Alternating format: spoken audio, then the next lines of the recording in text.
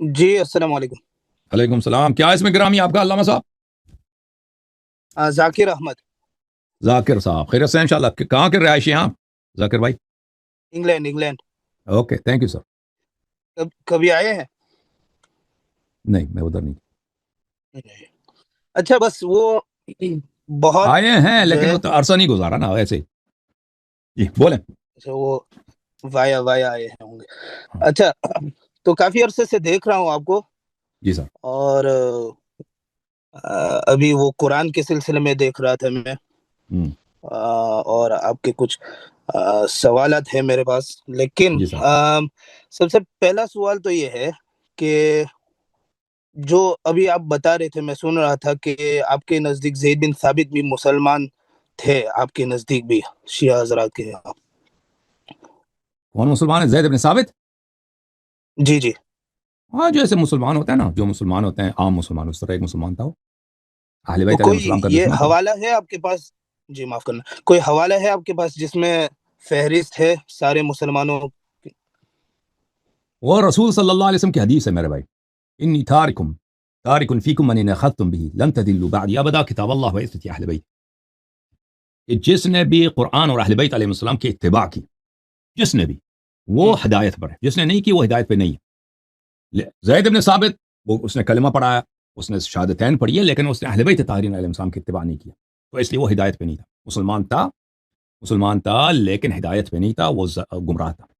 جیسے بقیہ بہت اکثر صحابہ کی اکثریت ہے نا جنہوں نے اہل بیت علیہ السلام کی اتباع نہیں کی. یعنی گنہگار تھے، گنہگار یعنی تھے۔ ہم گناہ کار اور منحرف، حق سے منحرف، گمراہ.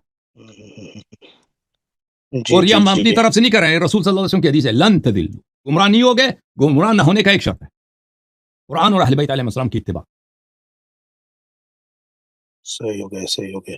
جی ہاں. اچھا، تو آپ نے جو پتہ نہیں وہ کسی پاکستانی عالم سے آپ نے بات کی، اس سلسلے میں وہ حضرت علی رضی اللہ تعالی عنہ کا مصحف اور حضرت عثمان رضی اللہ تعالی عنہ کا مصحف، جی ہاں. اسی طریقے سے وغیرہ، تو اس میں ایک بات شاید آپ کی رہ گئی تھی، جس میں آپ نے تو وہ تو بتایا کہ جو ہے کہ آپ کے ائمہ کی طرف سے یہ حکم ملا کہ جو قرآن ابھی موجود ہے اسی کو پڑھتے رہو جی اور ہاں. اسی سے جنت حاصل کرو۔ جی ہاں. تو یہ جو پریزرویشن ہے، حضرت علی رضی اللہ تعالی عنہ نے جو کیا پریزرویشن اس مصحف کا، تو وہ کس طریقے سے ہوا؟ یعنی جو وہ امام دیکھیں، مہدی علیہ السلام۔ ہاں، ہاں جی جی جی کیونکہ رسول صلی اللہ علیہ وسلم کو اللہ نے بھیجا تھا، ان کے بہت سارے فرائض تھے. ان میں سے ایک اہم فریضہ یہی تھا کہ قرآن کی آیات تو لوگوں تک پہنچائے اور قرآن کی حفاظت کرے. کیونکہ رسول صلی اللہ علیہ وسلم خود کہتے تھے کہ مجھ سے پہلے جو امتیں تھیں انہوں نے وحی کے ساتھ غداری کی ہے.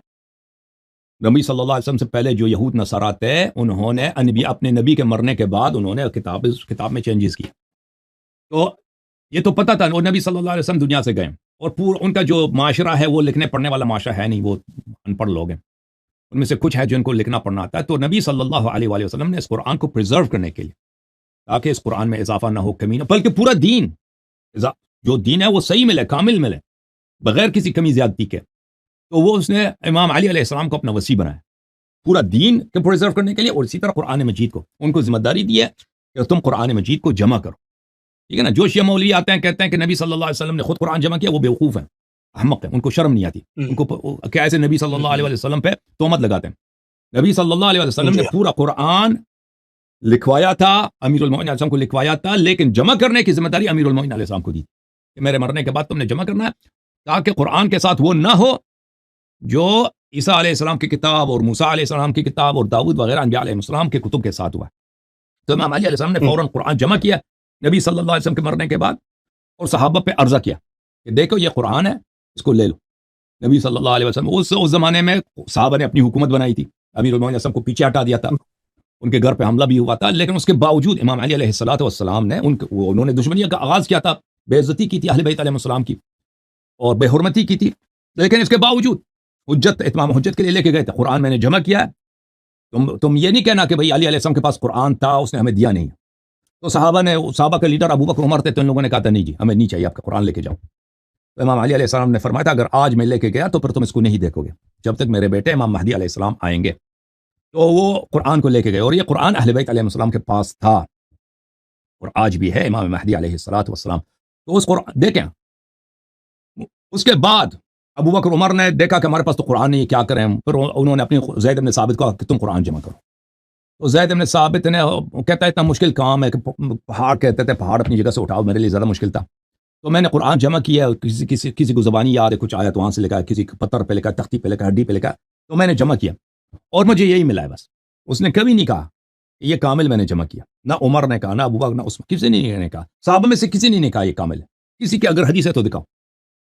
انہوں نے یہ نہیں کہا، انہوں نے کہا اگر ہمیں زیادہ ملتے تو ہم مزید سورے بناتے. عمر نے بھی کہا، زید بن ثابت خود نے کہا کہ اگر ہمیں مزید آیتیں ملتے تو ہمیں مزید صورتیں بنا لیتا آپ لوگوں کے لیے. تو ان کی حالت یہ ہے.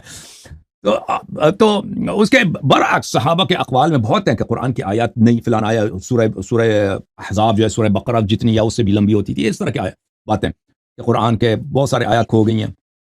تو ان کی شہادتیں موجود ہیں. تو عرض یہ ہے کہ یہ قرآن اب کہاں ہے؟ یہ قرآن پورا دین، نہ صرف قرآن، پورا سنت، رسول صلی اللہ علیہ وسلم کا علم. رسول ابھی ہمارے بھائی آئے تھے، ہم سے کیا پوچھ رہے تھے کہ آدم علیہ السلام دنیا میں کس تاریخ میں آئے تھے؟ نا مجھے تو نہیں معلوم، کتب میں نہیں لکھی نا.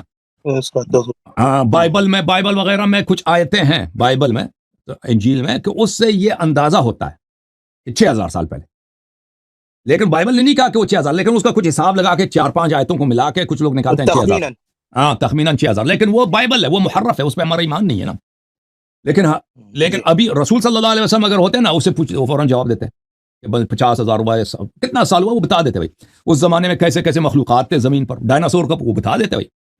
رسول صلی اللہ علیہ وسلم پورا ماکان و ما یکون کا علم ان کے پاس تھا، مستقبل میں کیا وہ بتا دیتے. تو یہ جتنا علم تھا اللہ نے جو رسول صلی اللہ علیہ وسلم کو عطا کیا تھا، اس لیے عطا نہیں کیا تھا کہ اس کو مرنے کے بعد ختم کر دیں گے بھائی. یہ رسول بھی مر گئے صلی اللہ علیہ وسلم، یہ علم بھی دنیا سے چلا گیا، ختم ہے جی، وہ کچھ نہیں. اللہ تعالیٰ نے جو بھیجا تھا رسول صلی اللہ علیہ وسلم کو، قرآن، شریعت کے احکام، حلال حرام کے احکام، اور جتنے بھی باقی علوم تھے جو عطا فرمایا تھا، یہ پریزرو کرنے کے لیے، لوگوں کی ہدایت کے لیے. اور یہ رسول صلی اللہ علیہ وسلم نے اس کو بہترین طریقے سے پریزرو کیا اپنا جیسا. امام علی علیہ السلام دنیا میں رکھا، ان کے بعد امام حسن، امام حسین علیہ السلام، آج امام مہدی علیہ السلام. جی سر بولیں. جی، تو حضرت عثمان رضی اللہ تعالیٰ عنہ نے یہ کوشش نہیں کی کہ اس کو بھی جلایا جائے؟ یہ کچھ ہے آپ کے پاس؟ دیکھیں، عثمان صاحب نے سب قرآن جلا دی نا، بقیہ، لیکن وہ ان کو جو قرآن ملتا تھا وہ جلاتے تھے نا، جو قرآن نہیں ملتا تھا وہ نہیں جلا سکتے تھے. تو انہوں نے حکم صادر کیا کہ جو جہاں بھی قرآن ہے، قرآنوں کو جمع کر کے جلا دو. صحابہ نے جو قرآنیں لکھی تھیں، ابی بن کعب، اللہ آپ کا بھلا کرے، عبداللہ ابن مسعود، وہاں پہ وہ لوگ قرآنوں کو جلاتے تھے. اور بھی بہت سارے لوگوں تھے جنہوں نے قرآن جمع کیا تھا صحابہ کے. مثلا عبداللہ ابن مسعود نے اپنا کوئی کاپی بنایا تھا نا قرآن کا، تو دوسروں نے بھی، تو انہوں نے کوشش کیا تھا اپنی طرف سے، ان کو جلایا گیا. جو ان کو نہیں ملا تو وہ تو نہیں جلا سکے نا. اہل بیت علیہ السلام نے اپنا پریزرو کیا.